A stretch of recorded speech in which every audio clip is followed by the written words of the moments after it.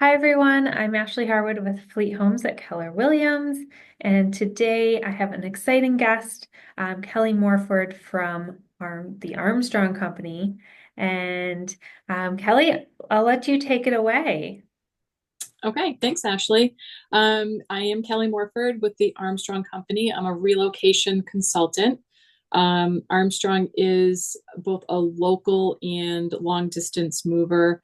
We're a large agent of United Van Lines. So we have partners in 33 markets throughout the United States. So I can literally help anyone move from anywhere in this country to anywhere else. But I've been doing this for over 17 years, and you know, like I said, residential moves are great, but we also do some commercial stuff. But my focus is really on helping people who are moving from their home. Perfect. Well, that's what we focus on as well, helping people move from one home to the next. And here on this channel, we are working with a lot of downsizers. So people who are moving from a large single family typically into a condo or independent living or something else. A lot of times moving south. So we do a lot of cross-country moves as well. Somewhere warmer, less snow. So So yeah, go ahead.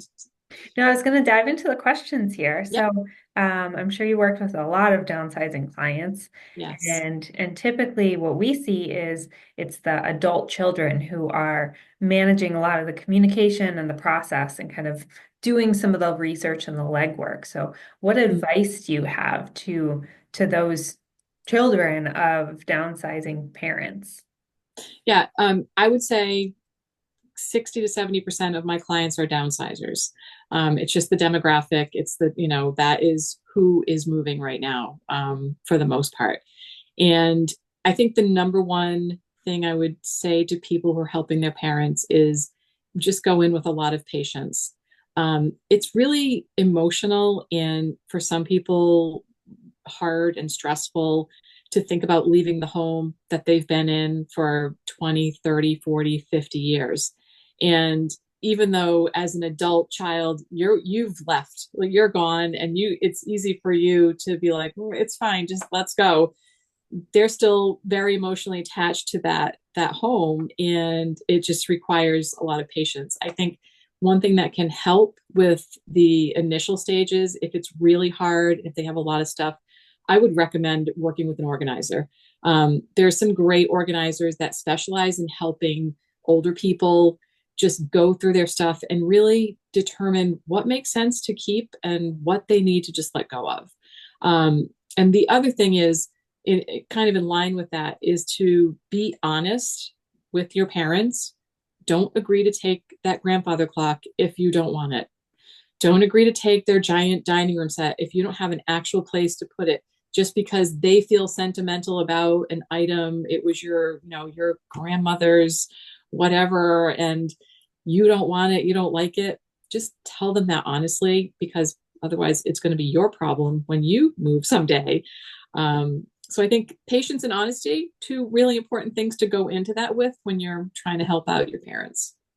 Yeah, I agree 100%. The patience one is huge. A lot of times this is a years long process from the Yes. initial conversation to actually putting the house on the market and finding a new place to live. So yeah, patience is really key and of course honesty too. Yeah. And an organizer coming in can sometimes take all of the emotion out of it, because they're impartial about this stuff, and they can be realistic and say, hey, I see where you're going, and this isn't going to fit, and this doesn't make sense to hang on to. So I think that's when things are really tricky, it does make sense to bring in another person. Yeah, I agree. And we have some great organizers that we Mm. work with. We have some that we feature here on this channel, so search around for other videos. And yeah, that can be a really important person to bring in. I would even bring them in first, early on in the process. Oh, absolutely. Yeah, awesome. So what services do you offer to downsizing families? Well, our focus is really the actual moving part of it, right? So we're a full service mover. We can provide full packing service. We move everything that needs to be moved. We disassemble their furniture and set it up in the new place how they want it. So that is really like by the time where actually our crew is in there moving, a lot of these other things have happened. Now, for me, I'm ideally meeting with a client long before they're moving. It shouldn't be 2 weeks before their move or even 4 weeks. As soon as they're thinking that they're going to move, it makes sense to start talking to moving companies and understanding who you want to work with and what, how they're going to support you through it. And for me, I have a network of people that I can refer to them for junk removal and organizing and, all the different things that they'll need, kind of like a realtor will have as well. You have your own kind of support team, right, that you can offer. And I just like to kind of establish that relationship and educate them about the move process itself so that someone who hasn't moved in 20 or 30 years and they're, especially if they're moving out of state, there's a lot to understand about that process, about how long it's going to take, and they're going to be without their stuff for some period of time, and they need to find a place to stay and things like that they maybe aren't thinking about. Yeah, absolutely. I didn't realize I moved across the country a couple times. Then the most recent one, I was without my things for a whole month. And Oh, that's thankfully, long. it was long. Thankfully, I knew that ahead of time though, and I could Wow. plan for it. So Yeah. I'm sure that is longer than normal, but it is good to be well prepared well in advance for that transition time. So that's Yeah. excellent that you can come in and give that advice early on. I agree. Please do not be calling moving companies 2 weeks before we close on the house. It's not good. Yes, nobody wants that. And honestly, Ashley, even with a local move, um, it's not always a 1 day event. And No. some people think, oh, you're just coming, you're going to pick up all my stuff and you'll deliver it in the same day.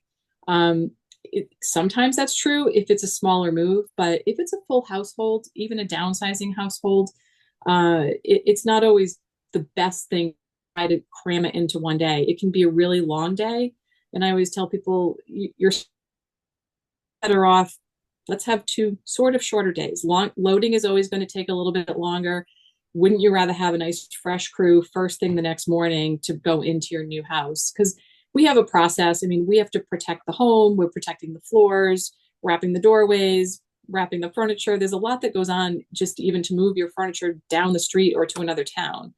So, you don't want to rush it. And you want to just make sure that your property isn't your home isn't damaged and your items that you're moving stay intact as well. Yeah, I agree. All right. So one of the common concerns that I hear is Hmm. we want to downsize. The house is too big. We don't need this much space anymore. The stairs are a concern. Mm. However, where are we going to go? So where do you see a lot of your downsizing clients moving to? Um, I think you said early on, and it kind of holds true, assisted living facilities or 55 and up senior residents. Unfortunately, I think there are a lot of people in their, upper 70s to 80s that have this idea that assisted living is a nursing home or senior independent living is a nursing home. And I have moved many people in and around in different facilities that we have right here in Boston that are amazing. Like I walk in and go, oh, am I old enough for this yet?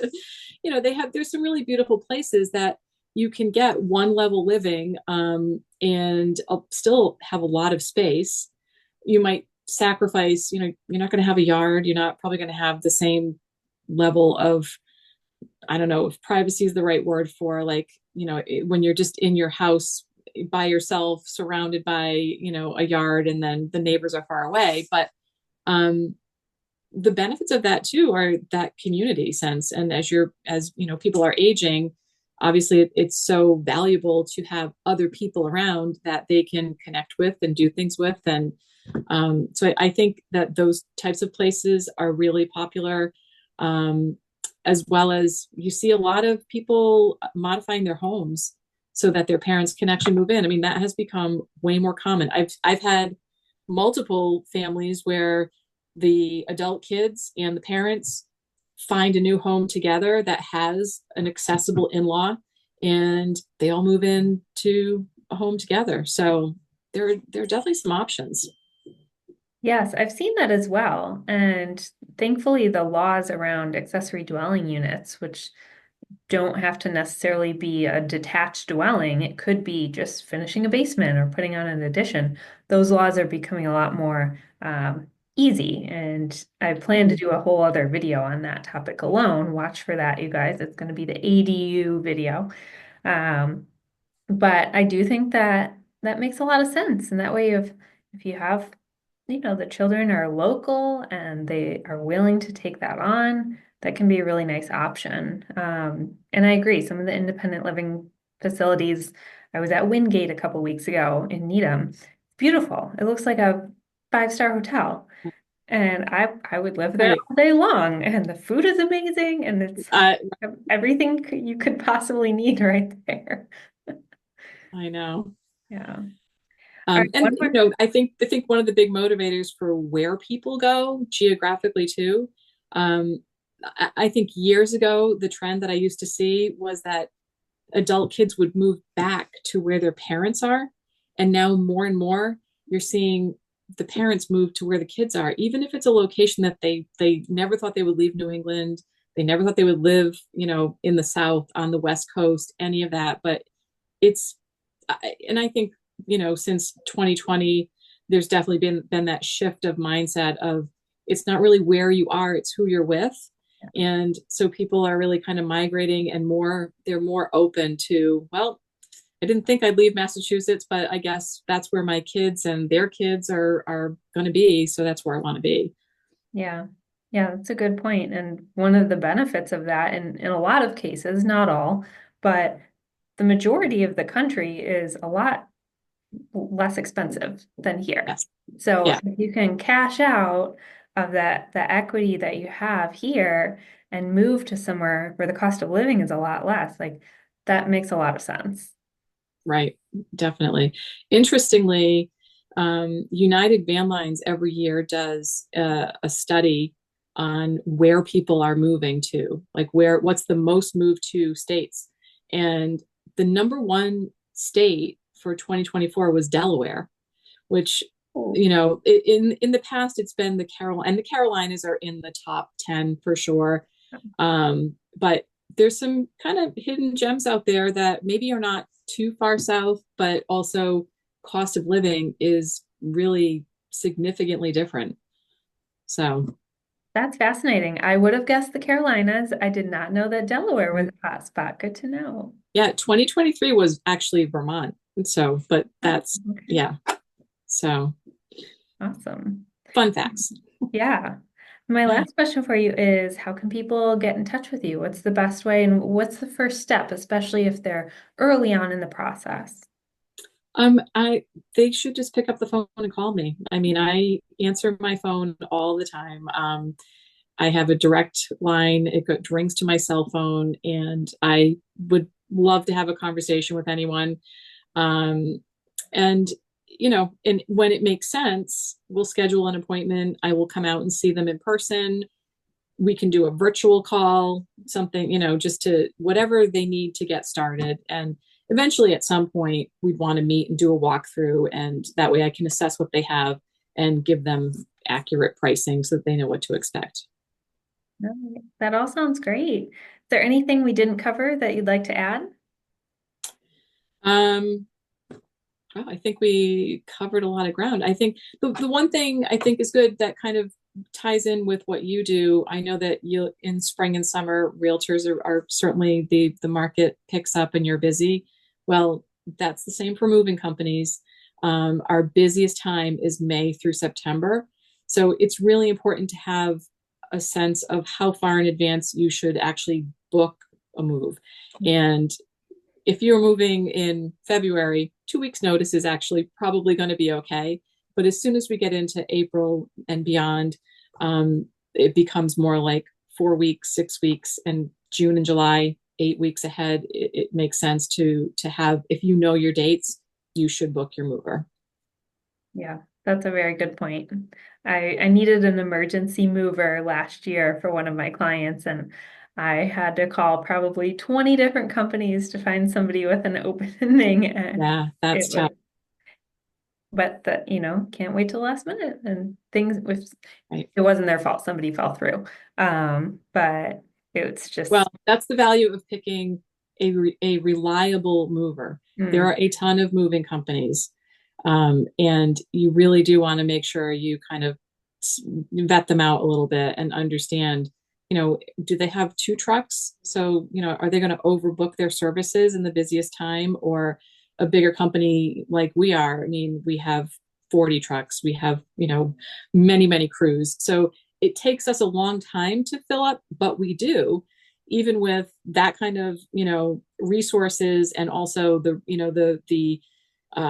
being part of the United Van Line system, where we have access to 4,000 trucks across the country. Even that during the busiest times will reach capacity. So it's really important to know when you're moving, how much in advance you need to get booked so that you're not lifting your own couch. right. No one wants to do that. Nobody wants to do that. All right. Well, thank you so much. And we'll put all your contact information in the notes. So please Right. reach out to Kelly and yeah, let us know if you have questions. And please comment if you like this video. Thank you, Ashley. Thank you.